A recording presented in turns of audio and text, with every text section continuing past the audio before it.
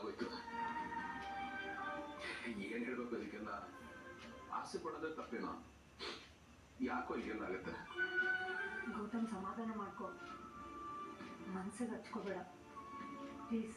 ಸರಿ, ನಾನು ಆಮೇಲೆ ಯಾವಾಗಾದ್ರೂ ಕಾಲ್ ಮಾಡ್ತೀನಿ. Okay bye.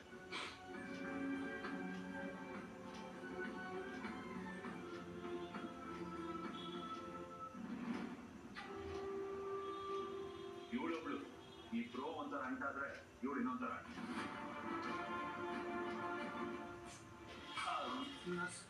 ನನ್ನ ವೈಫ್ಗೆ ಯಾವ ಪ್ರಜ್ಞೆ ಬರ್ಬೋದು? ಏನಾದ್ರು ಬರಿಗೆ ಇದೆಯಾ? ಟ್ರೀಟ್ಮೆಂಟ್ ಇವತ್ತ ಸ್ಟಾರ್ಟ್ ಆಗಿದೆ ಅಲ್ವಾ, ಹೇಳೋದಕ್ಕಾಗಲ್ಲ. ಸ್ವಲ್ಪ ಟ್ರೈ ಫ್ರಮ್ ನೆಕ್ಸ್ಟ್ ಲೈನ್. ಕಷ್ಟಗಳಷ್ಟೇ ಬಂದ್ರು ನಾವು ಇನ್ನು ನನಗಿರೋ ಪ್ರೀತಿ ನಿಮ್ಗೆ ಅರ್ಥ ಆಗ್ಬೇಕು. ನೋಡಿ ಚೇಂಜ್ ಮಾತಾಡ್ತಾರವರು. ಜೀದವ್ರು ಪ್ಲೀಸ್ ಪ್ಲೀಸ್ ರಿಲ್ಯಾಕ್ಸ್, ಸಮಾಧಾನ ಮಾಡ್ಕೊಳ್ಳಿ. ನೀವು ಕೂತ್ಕೊಳ್ಳಿ, ಹೇಳ್ತೀನಿ. ಫೋಟೋ ಪ್ರಿನ್ಸ್ ದರ್ಶನ ಕೊಟ್ಟಿದ್ದಾರೆ. ಸುಭಾಷ್ ಬಾಗ್ ಮತ್ತು ಚಿನ್ನದಲ್ಲಿ ಹೂಡಿಕೆ ಮಾಡುವ mutual fund scheme.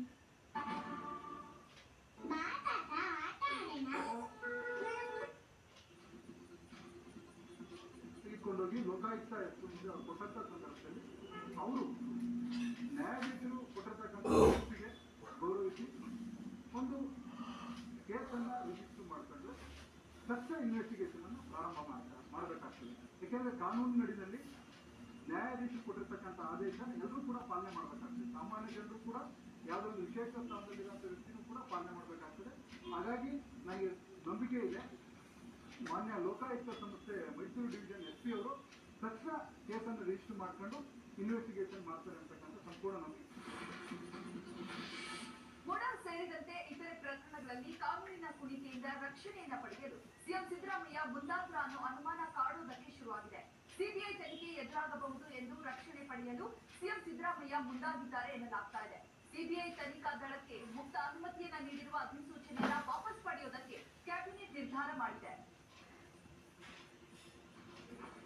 CBI Karnataka ರಾಜ್ಯದಲ್ಲಿ ಅಪರಾಧ ಪ್ರಕರಣಗಳನ್ನ ತನಿಖೆ ಮಾಡೋದಕ್ಕೆ ಡೆಲ್ಲಿ ಪೊಲೀಸ್ ಎಸ್ಟಾಬ್ಲಿಷ್ಮೆಂಟ್ ಆಕ್ಟ್ 1946 ರಡಿ ಸಿಬಿಐ ತನಿಖಾ ದಳಕ್ಕೆ ಮುಕ್ತ ಅನುಮತಿ ನೀಡುವಂತದ್ದನ್ನ ಆ ಅಧಿಸೂಚನೆಯನ್ನ ಏನು ಹೊರಡಿಸಿದ್ವಿ ಅದನ್ನ ವಾಪಸ್ ಪಡ್ಕೊಂಡಿದ್ದೇವೆ ಇವತ್ತು.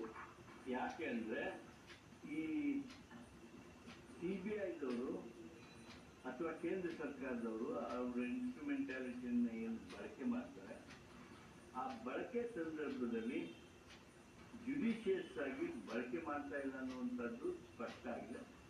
ಆದ್ದರಿಂದ ನಾವು ಕೇಸ್ ಬೈ ಕೇಸ್ ಯಾವುದಾದ್ರೂ ಅಂತದಿದ್ರೆ ಕೇಸ್ ಬೈ ಕೇಸ್ ನಾವು ಪರಿಶೀಲನೆ ಮಾಡಿ ಅವುಗಳನ್ನು ಕೊಡ್ಬೋದು, ಸಾರಾಸಹಿತವಾಗಿ ಕೊಡ್ಬೋದು ಅನ್ನುವಂಥದ್ದೇನಿತ್ತು ಅದನ್ನು ಹಿಂಪಡೆದು.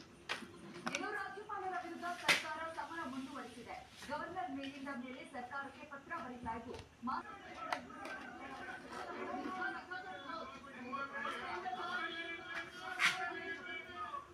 ಪ್ರಕಟಣೆ ಬಳಿಕ ವಿಧಾನಸೌಧಕ್ಕೆ ಬೀಗ ಹಾಕಲು ಬಿಜೆಪಿ ನಾಯಕರು ಮುಂದಾದರು. ಈ ವೇಳೆ ಶಾಸಕರನ್ನ ತಡೆದು ನಿಯಂತ್ರಣ ಕಾಯ್ದೆ ಅಡಿ ಹಾಗೂ 1988 ಮತ್ತು 34 ಭೂ ಕಬಳಿಕೆ ಕಾಯ್ದೆ ಅಡಿ ಕೂಡ ದೂರು ದಾಖಲಿಸುವ ಸಾಧ್ಯತೆ